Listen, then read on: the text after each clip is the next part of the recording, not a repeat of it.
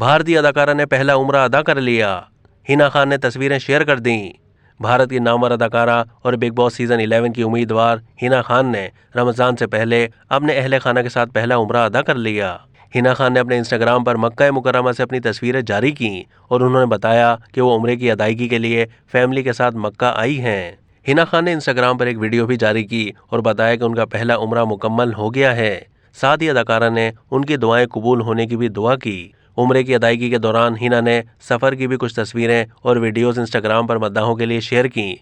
वाज़ेह है कि हिना खान को भारतीय टेलीविजन के मारूफ ड्रामा सीरियल ये रिश्ता क्या कहलाता है इसमें अक्षरा के किरदार से मकबूलियत हासिल हुई। बाद 2017 में वो रियलिटी शो बिग बॉस से 11वें सीजन में दिखाई दी।